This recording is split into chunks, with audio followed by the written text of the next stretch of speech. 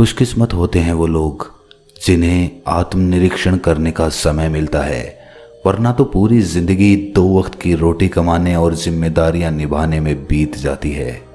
अपने लिए समय ही नहीं बचता और वही जिम्मेदारियां निभाते निभाते आदमी इतना थक जाता है कि जिंदगी एक बोझ लगने लगती है। उसमें कुछ मजा नहीं रहता, कुछ उमंग, कुछ उत्साह, जोश जिंदगी से गायब हो जाता है। लेकिन आदमी हमेशा से ऐसा नहीं होता। कभी तो वो बहुत जोशीला, उत्साह से भरा हुआ रहा होगा, लेकिन अब ऐसा क्या हुआ कि वो जोश ठंडा पड़ गया? जिंदगी में कोई उमंग या उत्साह की किरण दिखाई नहीं पड़ती। ऐसा क्यों हुआ? आज के जिस बौद्धिक ज्ञान पर हम चर्चा करने वाले हैं उसका विषय यही रहने वाला है कि जीवन को जीने की नई शुरुआत कैसे की जाए। वही उत्साह, वही उमंग, वही जोश और वही नयापन फिर से कैसे वापस आए। ये मध्यकालीन समय की बात है। ये उस वक्त की बात है जब तथागत आत्मज्ञान को प्राप्त कर चुके थे। उनके असीम ज्ञान की चर्चा पूरे विश्व में फैलने लगी थी और तथागत की ये प्रसिद्धि देखकर शहर के बहुत से युवाओं में आत्मज्ञान प्राप्त करने की होड़ लग गई। आत्मज्ञान प्राप्त करने की इच्छा बहुत कम शिष्यों में थी, लेकिन आत्मज्ञान का दिखावा करके सब में प्रसिद्ध होने की लालसा सभी के दिल में बसी हुई थी। जब भी तथागत के पास कोई युवा शिष्य आत्मज्ञान प्राप्त करने के लिए आता तो तथागत उसे कुछ दिनों के लिए भिक्षा मांगने और चुप रहने के लिए कहते।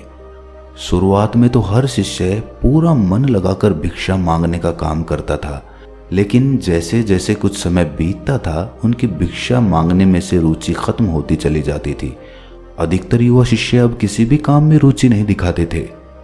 एक दिन तथागत के एक प्रिय शिष्य ने तथागत को पूरे युवाओं का हाल बता दिया और उस शिष्य ने तथागत से अनुरोध किया कि आप सभी के सामने कोई उपदेश दें ताकि उनकी हर काम में रुचि पहले की तरह बन जाए और वो आत्मज्ञान प्राप्त करने के मार्ग पर हमेशा हमेशा के लिए चलते रह सकें।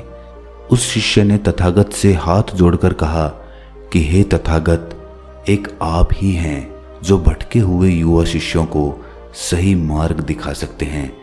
कृपया करके अपने पावन उपदेशों से हम सभी का मार्गदर्शन जरूर करें। बुद्ध ने उस शिष्य के सर पर हाथ फेरते हुए कहा कि भंते, आत्मज्ञान के मार्ग पर तो आदमी को खुद ही चलना पड़ता है। जब तक उसके अंदर अपने आप से आत्मज्ञान प्राप्त करने की इच्छा नहीं उठेगी तब तक वो आत्मज्ञान प्राप्त करने का सिर्फ दिखावा भर करेगा, लेकिन उसकी आंतरिक शक्ति अपनी परिपूर्णता में कभी काम नहीं कर पाएगी। लेकिन फिर भी तुम चाहते हो कि मैं तुम लोगों को सही राह दिखाने के लिए कोई उपदेश दूं, तो कल संध्या समय यही उपदेश रहेगा कि जवानी में आदमी का मन बूढ़ा क्यों हो जाता है। अगले दिन संध्या समय अपना उपदेश शुरू करते हुए तथागत ने एक युवा शिष्य से पूछा कि रास्ते में चलते हुए अगर तुम्हारे पैर के नीचे कोई सांप आ जाए तो तुम क्या करोगे?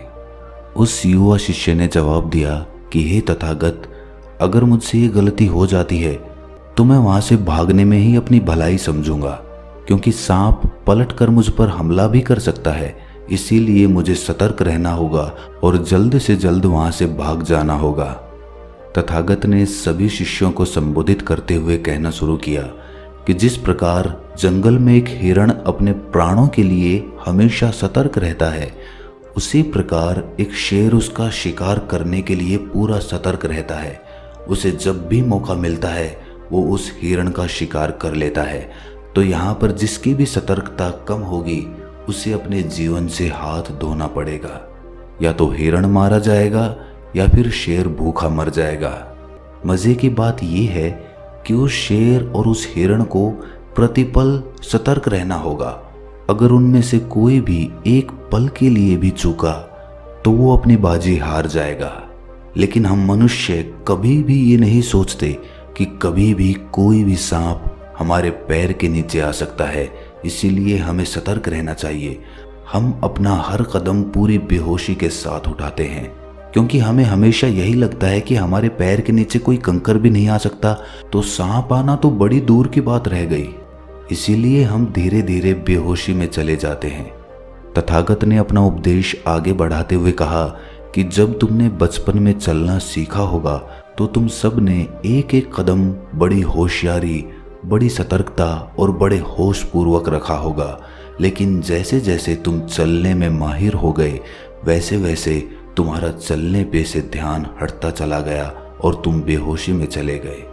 अब जीवन में कोई भी कदम बढ़ाना तुम्हारे लिए सतर्कता नहीं रहा।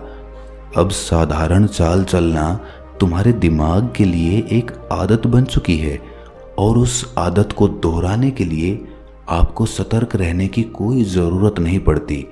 इसीलिए आप धीरे धीरे बेहोशी में चले जाते हैं।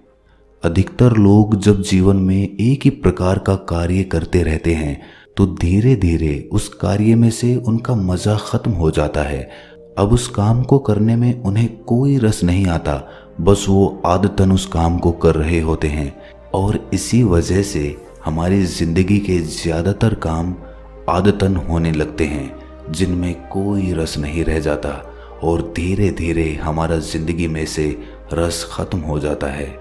कोई जोश, कोई उत्साह, कोई उम्मीद दूर दूर तक नज़र नहीं आती है। हम सांस तो ले रहे होते हैं लेकिन अंदर से पूरी तरह से मर चुके होते हैं। तथागत ने सभी शिष्यों से सवाल किया कि अपने जीवन में अगर एक ही काम को बार बार करना हो और फिर भी उसमें रस बना रहे, उसमें सतर्कता बनी रहे, उसमें एक उत्साह हो, जोश हो किसी भी काम को करने में, चाहे वो काम हमें 1000 बार ही क्यों ना करना पड़े, तो वो किस प्रकार संभव हो सकता है। जब कोई शिष्य जवाब नहीं दे पाया तो तथागत ने समझाना शुरू किया कि आदमी को जब भी ऐसा लगता है कि उसने उस काम से सारा ज्ञान हासिल कर लिया है, उसे वो कला पूरी तरह से आती है, वो उसे परिपूर्ण तरह से समझता है, जब आदमी को ऐसा एहसास होता है तब उसका रस उसमें से खत्म हो जाता है, क्योंकि उसके पास उसके बारे में सीखने को कुछ बचा ही नहीं है। अब वो सीखे तो क्या सीखे, वो तो उसे पूरा समझ चुका है। और यहीं पर एक आदमी गलती कर देता है। अगर आंखें खुली रखी जाएं, बुद्धि को स्पष्ट रखा जाए तो हर छोटे से छोटा काम भी आत्मज्ञान प्राप्त करने का एक रास्ता बन सकता है। तथागत ने अपनी बात आगे बढ़ाते हुए कहा कि किसी काम में से चुस्ती, उत्साह या जोश खत्म होने का दूसरा बड़ा कारण होता है कि हमें लगता है कि हमारे पास बहुत समय है, हम तो हमेशा जीवित रहेंगे।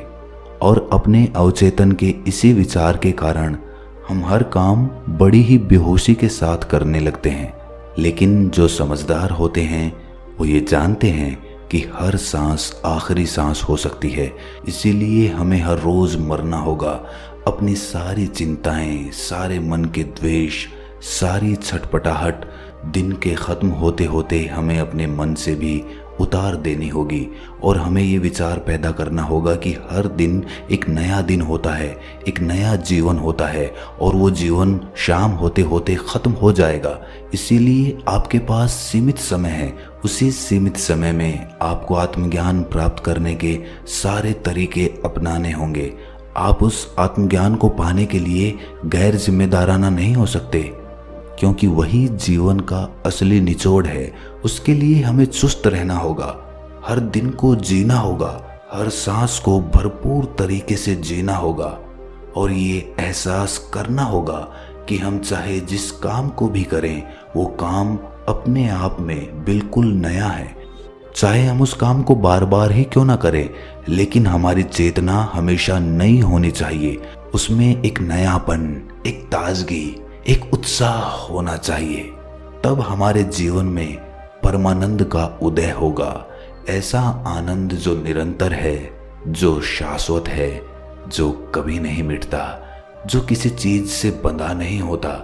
और जब हम निरंतर उस आनंद का एहसास कर पाते हैं तब हमें पता चलता है कि आत्मज्ञान का रास्ता कौन सा है, हमें किस रास्ते पे आगे बढ़ना है। फिर आपको किसी से कोई सवाल पूछने की ज़रूरत नहीं रह जाएगी, फिर आपको कोई वीडियो नहीं देखनी होगी। बस अब आपको आपका मार्ग मिल गया। अब आप निरंतर 24 घंटे अपने आनंद में रह सकते हैं, किसी काम को करते हुए भी या खाली बैठे हुए भी। आप निरंतर उस आनंद का एहसास कर पा रहे हैं। आपकी हर एक सांस आखिरी हो सकती है, इसीलिए आप अपनी हर सांस को जी रहे हो। आपकी चेतना में नवीनता है, उसमें ताजगी है। तथागत ने अपना उपदेश खत्म करते हुए सभी शिष्यों को कहा कि अभी हम सब रात्रि का भोजन करने के लिए जा रहे हैं। भोजन तो हम रोज करते हैं, लेकिन आज से भोजन का हर टुकड़ा हम इस प्रकार महसूस करेंगे जैसे कि हम पहली बार उस टुकड़े को अपने मुंह में ले रहे हैं, और इससे आपकी चेतना नवीन होती जाएगी, नई होती जाएगी। हर काम में इस प्रयोग को अपनाओ और आप पाओगे कि आपके शरीर के बूढ़ा हो जाने पर भी आपकी चेतना एकदम नवीन है। आपकी आंखों में कोई थकावट नहीं है, बल्कि उसमें एक आश्चर्य, एक उत्साह बना हुआ है। इसके बाद तथागत और सभी शिष्य रात्रि का भोजन करने के लिए भोजन कक्ष में पहुंच जाते हैं। तो दोस्तों, कैसी लगी ये कहानी आपको? कमेंट सेक्शन में ज़रूर बताना, और अच्छी लगी हो तो इस चैनल को सब्सक्राइब करके नोटिफिकेशन बेल को ज़रूर दबा देना, ताकि हम जब भी कोई ज्ञानवर्धक वीडियो डालें तो आपको तुरंत नोटिफिकेशन पहुंच जाए। तो मिलते हैं किसी अगली कहानी में, तब तक के लिए अपना ख्याल रखें।